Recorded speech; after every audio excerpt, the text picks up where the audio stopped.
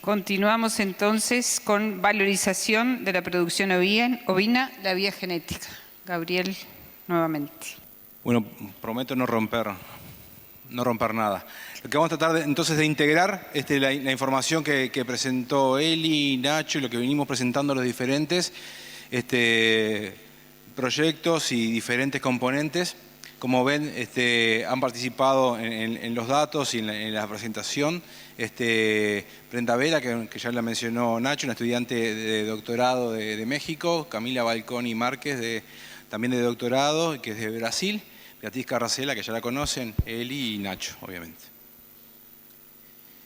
Entonces, ¿qué es lo que vamos a hablar? A ver, primero, ¿dónde entra la genética en esa vuelta? Repasar un poquito dónde termina en este proceso.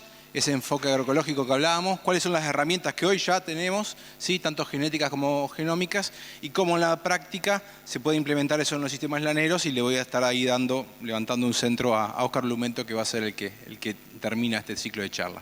Ese enfoque agroecológico, en lo que es la genética, sí, hay un grupo francés, también de donde viene Jean-Michel, de Focas, que ha desarrollado cómo se puede implementar en la genética este enfoque agroecológico, ¿no? Y cómo hay diferentes características, y hay diferencias en pequeños rumiantes, en pollos y en cerdos, cuál es ese balance de esas características, ¿no? Ven ahí de salud, reproducción, robustez, etcétera. Y nosotros, lo que hablamos de eso es como que ahí tenés, vieron cuando juntaba figuritas, que tenés un montón de figuritas todavía, que se van mostrando, 40 características, decía Nacho, todas las que mostró Jean-Michel. Bueno, hay un montón de figuritas que vamos juntando, ¿sí? Y que nosotros las representamos de esta forma, ¿sí? De las que podemos afectar de alguna forma con la genética. De nuevo, la sanidad, por ejemplo, trabajamos hace mucho tiempo con el tema de resistencia a nemátodos gastrointestinales, con afecciones podales venimos registrando, pero no a nivel genético. Aprovecho a agradecer la visita de Magda Benavides, que fue la que me enseñó el efecto de sustitución alélica. Gracias, Magda, de Embrapa de Brasil. De resiliencia también, de animales resilientes, producción en toda la vida, parte de las tareas que le tocan a Zuli ahora, creo que está viajando hoy o mañana de Nueva Zelanda, y el tema de condición corporal. ¿Qué más tenemos? Reproducción, sobrevivencia de corderos, partos múltiples y habilidad materna. De algunas características esas, ya hoy tenemos evaluación genética, por ejemplo, como partos múltiples que se hace en la raza córrea. En las otras estamos trabajando o tenemos muchos datos a nivel experimental y algunos a nivel de predio. Producción y eficiencia, ya hablamos bastante. En la producción es lo que normalmente trabajamos y ahora con la incorporación de la eficiencia. Impacto ambiental, lo nuevo, ¿no? Que tenemos tener menos emisiones de metano, pero también relacionado con la resistencia a parásitos, también la reducción de químicos. Lo de genética original, que entra dentro de los conceptos de transiciones agroecológicas, y acá lo vemos de dos puntos, porque nosotros el ovino no es autóctono de América, pero sí tenemos razas adaptadas de mucho tiempo aquí, y también las razas criollas que en algunos lados se usan, en Uruguay tiene menos impacto, pero sí la estamos evaluando también por temas más que nada genómicos y ver si realmente son resistentes a parásitos. Lo de calidad de producto, que también más tradicionalmente trabajamos, y la parte de comportamiento, bienestar animal, ya mencionó Elis hoy lo de temperamento, que fue una característica que ya se ha trabajado hace mucho tiempo y ya tiene su evaluación, tiene sus habilidades, y algunas otras características que las trabajamos de diferente modo. Por ejemplo, hay una de fácil cuidado, que ya hay evaluación genética y la gente la usa, que es la lana en la cara, ¿no? Una clasificación subjetiva que hacen los técnicos del sur y que tiene evaluación genética y varias razas seleccionan por eso. Y acá, bueno, estas son las figuritas que hoy tenemos acá en Uruguay, algunas que ya están a la venta y otras que todavía están imprimiéndose. ¿Cuáles son las herramientas entonces genéticas y genómicas que tenemos? Y ahí aparecen de nuevo ahí la vena Brenda, a Beatriz y Camila, porque luego que voy a estar presentando. Saqué el tamboril, Beatriz, que tenías abajo. Ahí abajo hay un tamboril que está tocando. Tenemos nuevas y viejas características, y vamos a hablar específicamente acá de lo que es eficiencia, consumo y algo de la relación de parásito. Y herramientas genómicas, y ahí nos vamos a estar preguntando si realmente aumenta la precisión o no, que era lo que hoy nos estaba presentando Nacho Aguilar, y también si se puede evaluar algo que no mido, que lo estaba insinuando hoy Eli también en su presentación. De HPG, ¿qué es lo que sabemos, ¿no? De resistencia a parásitos hace tiempo que venimos trabajando con esto. La pionera en estos temas aquí es América Medero, que fue la que me transmitió un poco el tema de los trabajos que se venían haciendo en Australia, con el NEMES y con varios programas, y que hace tiempo que se viene evaluando aquí en Uruguay. Sabemos que tiene una heredabilidad baja, ¿sí? Que no es muy alta, entre 0,15 y 0,20, depende un poco de los modelos. Sabemos cómo medirlos, desde el 94 del protocolo que desarrollaron en proyectos con FAO, que estuvo Roberto Cardelino, el Peto Castel, y a último ahí por ahí anda Washington Bell también, y también Ana Laura Sánchez ha trabajado en esos temas de bueno, cuántos animales hay que medir y eso. O sea, esas cosas las sabemos. Sabemos las correlaciones genéticas, los trade-off o todos los sinónimos que hoy decía Nacho. Sabemos que no hay mayores problemas si hay una correlación favorable entre el HPG, la lana y el peso vivo. O sea, si yo aumento el lana, que es lo que quiero aumentar, o aumento el peso vivo, que generalmente quiero aumentar, bajo el HPG. Y lo mismo en Corrial y en el merino ha pasado lo mismo. Pero hay siempre a veces una luz amarilla con diámetro, ¿no? Si yo bajo diámetro, aumento HPG, hay una correlación que no es muy alta, ¿sí? Es 0,16, y hemos logrado bajar HPG y bajar diámetro sin problema. ¿Qué otras cosas sabemos? Un trabajo que hicimos con Camila Balcón y Virginia Goldberg hace un par de años, a un año, que la correlación genética en animales que están en un medio con alto desafío parasitario o con un medio con bajo desafío parasitario es 0,87. O sea, a nosotros para genética es básicamente la misma característica. La correlación con FAMACHA, que muchos conocerán, que es una clasificación subjetiva, también es bastante alta. O sea, el FAMACHA a nivel genético podría complementar en algunos casos la selección. El problema es que para decidir cuándo voy a hacer el FAMACHA tengo que saber cómo están los HPG, entonces es un poquito más complicado. Y la condición corporal también sabemos que cuando aumenta la condición corporal baja el HPG, por eso el signo es negativo. Y sabemos también que el HPG en los corderos y unos trabajos que hicimos en el merino, aquí en Glencoe y también en la casa, ya que te dio palo Nacho, en la casa en Talitas, en Federico de Brum, en la casa de la familia de Brum, sabemos que los animales que son resistentes como corderos son resistentes cuando son ovejas en el periodo del alza de lactación. Eso en los merinos nos dio una correlación muy alta, o sea, buena noticia, es eficiente y es más eficiente seleccionar en corderos que ir a medir las ovejas. Imagínense, son un poco lo que quiere medir HPG, si tengo que ir a medir las ovejas en el periparto es muy complicado. ¿Qué sabemos también? Que es posible seleccionar por esa característica. Estas son las tendencias genéticas del CIEDAC, del Corrial resistente y susceptible. Sabemos también que cuando se proponen las cabañas y tienen algún impulso o apoyo de la sociedad, de las instituciones, como fue un proyecto que lideró América en el 2004, un acuerdo entre Línea y BID, que se promovió los registros en merino, y más tarde empezamos en Correa entre 2015 hasta ahora, y en Merilín el año pasado, y también con la DUNI, empezamos a aumentar el número de corderos registrados. Esto es el número total de animales registrados, una característica que no es obligatoria.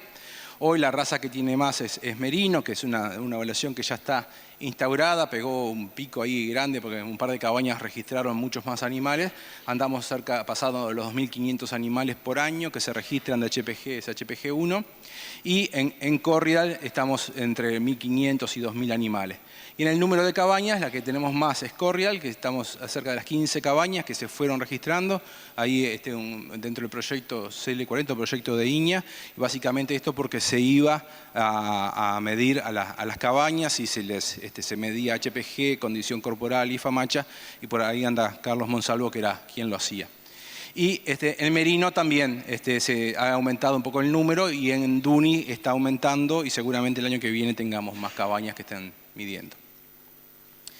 Y esto lo que estaba mostrando Nacho, visto de otra forma. Vieron que él mostraba los eficientes, alta eficiencia media y baja eficiencia. ¿Tá? Eso decimos que esos tipos de análisis es cuando sos pobre. Cuando sos pobre haces esos análisis porque tenés pocos animales y haces esos grupitos. Nacho obviamente es pobre. Ahora tenemos plata y podemos hacer estas cosas. En el caso de merino, ¿sí? Este es el trabajo de Camila Balconi, que lo vamos a presentar ahora en el Congreso Mundial de este año. Pudimos estimar el merino, que tenemos más de 1000 animales ya genotipados, 1000 animales fenotipados, o sea, que tienen dato. Sabemos la heredabilidad de estas características. ¿Se acuerdan de que esto era el residuo de feed intake, el RFI, que es el consumo residual, o sea, la eficiencia? Ahí cuanto más negativo es más eficiente, ¿verdad, Federico? ¿Era? Más negativo, más eficiente.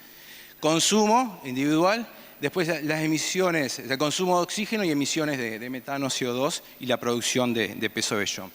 Vemos ahí que son características de heredabilidades medias bajas, ¿sí? 0,30, cerca del 30%. El peso vellón lo pusimos para tener una característica productiva, siempre anda ahí por el 40%. Estas son las correlaciones fenotípicas, o sea, es el dato corregido y cómo se correlaciona entre las diferentes. Pero lo que más importa a nosotros desde el punto de vista genético son estas correlaciones genéticas. ¿Tá? No son preliminares, a mí no me lo prohibió Pablo Platero, no me prohibió decir preliminar, pero vamos a tener 500 datos más ahora dentro de unos meses y le vamos a sumar a esta estimación. Pero lo bueno de acá es, y acá siempre me confundo, pero el RFI yo lo quiero bajar, ¿verdad? Porque quiero tener animales más eficientes. O sea, si yo bajo el RFI, bajo el CH4, que es el metano, ¿no? O sea, si yo tengo genéticamente animales más eficientes, voy a tener genéticamente animales que emiten menos. ¿Tá? Y todo lo que dice peso vellón, esos numeritos ahí, los reemplazo por 0, porque da todo 0. ¿No? O sea, el peso vellón con todas las otras características nos dio 0 y bueno, y como era de esperar, son correlaciones positivas entre las emisiones CO2, CH4 y eso. Pero lo importante que era la eficiencia con el metano, más eficiente, genéticamente además emiten menos. ¿Qué más sabemos? Bueno, que hay herramientas, hasta ahora hablamos solo de genética, vamos a decir, cuantitativa, o sea, son solo datos, estadística y nada de ADN de verdad, ¿no? Ahora sí, nos metimos con las herramientas genómicas, ¿sí? Tenemos, esta es parte de la tesis de Brenda, para este trabajo se usaron casi 64.000 datos de merino, 83.000 datos en la genealogía, 2.300 animales genotipados. ¿Se acuerdan más o menos los datos que presentaba hoy ya Michelle del número de genotipado? Esta es la primera evaluación genómica de ovinos en América. No sé, pero va a quedar colgado esto en la web, que no vengan a decir que no es. Pero no conozco que haya otra evaluación genómica en ovinos. Y bueno, de estos genotipados, porque lo más caro acá, porque varias de estas características uno las tiene dentro de las evaluaciones. Lo caro es ir a genotipar. ¿Tá? Antes que pregunte el precio, más o menos anda por los $30 cada muestreo de eso, ¿no? O sea que si hagan 2.230 por $30 es lo que salió del suelo de Nacho para pagar esto. Ahí tenemos entonces que de esos 2.300 lo importante acá es este numerito, por ejemplo, que teníamos como 1.300 animales que teníamos genotipado el trío. El trío quiere decir que está el cordero, su mamá y su papá. Y después hay muchos animales, como que los que aparecen ahí, que tenían su padre genotipado, ¿no? Hay 16.000, 17.000 animales que su padre está genotipado. Porque estos 2.000 y pico son todas las últimas generaciones de Glencoe, la última generación y media de la EFAS, de Facultad de Agronomía, algunos genotipados de Cabaña y todos los padres merinos que agarramos en la vuelta y los podemos genotipar, los genotipamos. ¿Y qué nos da? Acá esta raya está un poco corrida, pero lo que nos da acá es que siempre lo que está para acá arriba quiere decir, si esta es la precisión, lo que aparece la accuracy, la precisión de la estimación para peso de vellón, en este caso, sucio, cuando le agrego la genómica, como están todas arriba, de acá para arriba, ¿sí? Quiere decir que aumentamos la precisión. ¿Sí? Siempre estuvimos aumentando la precisión, ¿entre qué valores? Y bueno, entre un 3% hasta un 7% por ahí. En el caso de la tesis de maestría de Beatriz Carrasela, que es con Corrial, con otro tipo de panel, pero llegamos hasta un 14%, lo máximo que se logró aumentar de precisión. Vos me decís 14% más de la precisión que ya hoy tengo, que es buena. Con eso no te pago los $30. Está bien, vamos a ver, seguimos, todavía no los convenzo, yo también no me convenzo de genotipar por eso nada más. ¿Ah? Pero sí hay una variación grande por año, ¿no? Esto si hago la generación 2016 de los que tenía genotipado, hay años que el salto ha sido más alto, ¿sí? Y que capaz que en algunas generaciones valía más la pena. Y también estas gráficas, que es más difícil de verlas, pero sí, acá tengo la exactitud con genómica y la exactitud sin genómica, y vamos a ver, por ejemplo, este cuadrito de acá.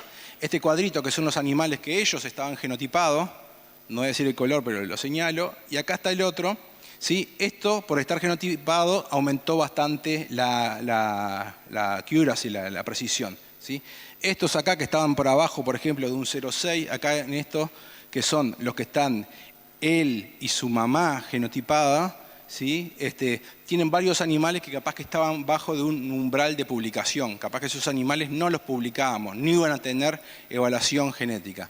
Y acá, en este caso, todos pasan ese umbral, ¿no? Entonces, no solo que en algunos animales le voy a aumentar un 10% o un 15% de la precisión, sino que en algunos animales pasan a tener el dato que antes no lo tenía, ¿tá?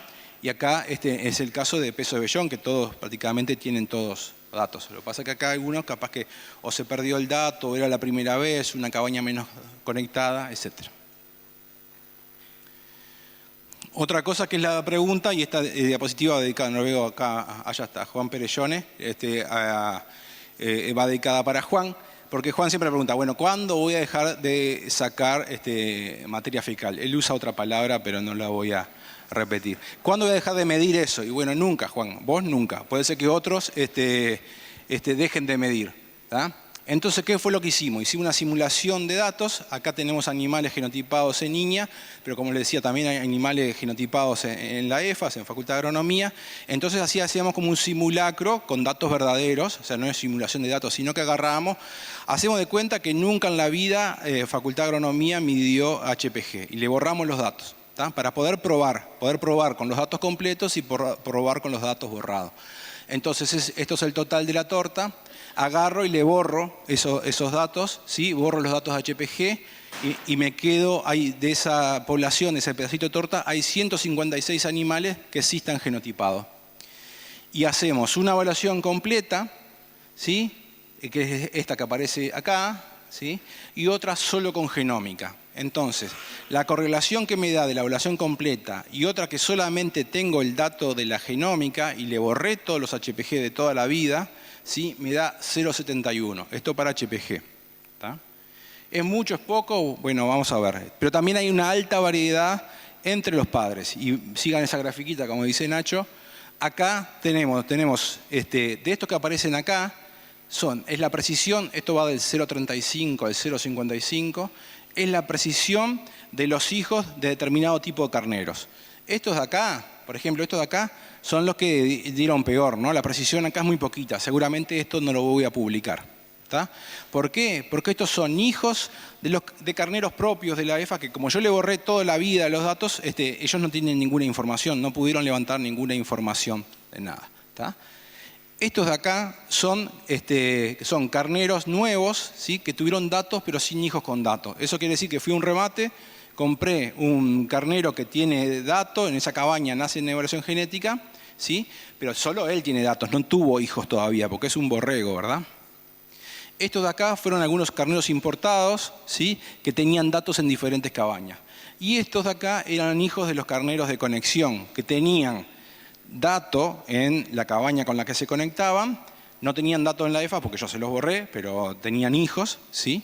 Entonces, cuando yo tengo hijos de conexión sumado a la genómica, ya estoy en umbrales bastante buenos para tener una buena predicción. ¿Tá? O sea, la respuesta es sí, con la genómica puedo tener, sí, pero tienen que estar bien conectadas esas cabañas. Recuerdo que el HPG no es obligatorio, por eso hacemos esto, ¿verdad? Gracias a un núcleo informativo y a cabañas asociadas. O sea, eso es gracias a que alguien invirtió en eso, ¿no? Y también estos son resultados promisorios para otras características. ¿Para qué características puede ser? Bueno, hicimos el mismo simulacro. Siempre que yo digo hicimos, es otro, ¿verdad? Esto es el caso de Brenda. Acá son con datos totales también los mismos, pero es para peso de vellón y diámetro que vamos a ver. hay 239 animales que estaban genotipados y borramos de nuevo los datos de diámetro, borramos los datos de peso de vellón. Y queda en peso de vellón la correlación de tener, esta es la correlación entre los valores genéticos, de no tener el dato, de estar el dato borrado y genómica, con tener el dato y la genómica da 0,82, da un poco más alto de lo que da el HPG, es otra base de datos, son más animales. Y en diámetro es un poco más baja, después podemos discutir por qué es, pero yo esperaba que fuera a dar un poquito más baja, porque la variabilidad del diámetro es más alta que la del peso de vellón. El peso de vellón es 0,4, la variabilidad del diámetro es 0,67, y el tener el dato en el diámetro me influencia mucho más el valor genético, porque el dato propio del animal pesa mucho más al tener una variabilidad más alta. Esa es una de las posibles razones que para que esta característica nos dé más bajo. Igual, medir el diámetro en una cabaña siempre es muy buen dato del valor genético que tiene. Y bueno, eso es la parte de herramientas que tenemos genéticas y genómicas, y ahora eso cómo lo podemos implementar en los sistemas laneros. ¿Tá? Esto es lo que presentó Nacho hoy, ¿no? Los diferentes núcleos informativos que tenemos en INIA, Secretaría Uruguaya de Lana y Facultad de Agronomía. De nuevo, son los que están aquí. ¿A qué le llamamos núcleo informativo? Estas son las fotos de las magnolias que ya vimos. Estos núcleos informativos funcionan de una filosofía que tenemos. Por ejemplo, en el caso de la Corriedal, ¿sí? La magnolia y el ciedac, que están conectados, que cada tanto se conectan y están conectados a las cabañas de la evaluación genética, y en algunos años estuvo conectada la Carolina, la Útula Carolina, que también se hacían trabajos ahí. ¿Sí? En el caso de merinos, el núcleo de Glencoe, de Krilu, la EFAS y las cabañas, ¿sí? Que esto ya todo funciona. En el caso de la Texel también tenemos las brujas y las cabañas, ¿sí? Y tenemos algunas, el Dunning que está metido tanto en el Smarter como en el Rumiar, tenemos Glencoe, ciedac y cabañas, o sea, tanto Glencoe como el ciedac funcionan como cabañas, no producimos carneros, pero están conectados. Tenemos la criolla de las brujas, si bien no la vamos a conectar con nada, pero sí están dando información y contribuyen también con la parte molecular. Y este es el proyecto nuevo que hablaba, que tenemos con la Merilin y con el Merilin Plus. Y en el caso del Plus hay en ciedac y hay el Migues, entonces también se pueden conectar de eso. A este panorama de plataformas donde nosotros estamos juntando datos importantes, en algunos casos solo ADN y no genotipado, pero sí está el ADN, ¿sí? Y conectado a diferentes cabañas, es lo que llamamos esos núcleos informativos. A esto se suma otros trabajos que está haciendo Facultad de Agronomía, tanto en Bañado Medina, como en la MAC, como en el CRS, que contribuyen también a contestar respuestas genéticas, pero no con relación con la genómica. ¿Para qué sirven? Bueno, ya decía, contestar preguntas genéticas, para evaluar nuevas características, para tener esa población de referencia, que hoy nos hablaba también Eli, que son animales con datos importantes, ADN y genotipado, facilitar las conexiones en algunos casos. Bueno, históricamente el núcleo de merino ha servido para eso, hoy el núcleo de Texel que tenemos en las brujas también sirve para eso, para conectar las cabañas. Tenemos también para la vinculación internacional, obviamente, por eso estamos en este tipo de proyectos. Para la difusión, son núcleos demostrativos y sirven para la formación de recursos humanos. Entonces, ¿cómo bajamos esa pirámide en estas transiciones agroecológicas que queremos embarcarnos y con ese plus que nos puede estar dando la genética? Bueno, tenemos en la punta de esa pirámide estos núcleos informativos, que es donde tenemos esa plataforma de investigación, donde generamos el conocimiento, sirve para tener jornadas de capacitación de técnicos y difusión a productores.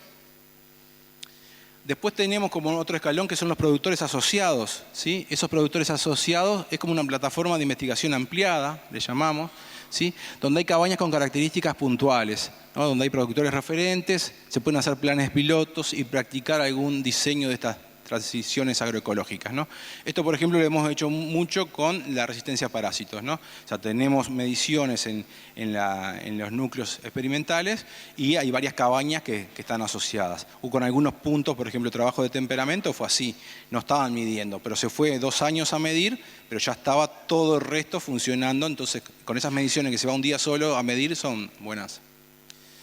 Y después tenemos los productores comerciales, que es a dónde queremos llegar y dónde baja esa producción, que es esa plataforma de validación y desarrollo, donde estamos intentando sacar una foto inicial, que se la va a estar contando en gran parte Óscar en la próxima charla, ¿sí? Y donde podemos definir una transición agroecológica, ¿sí?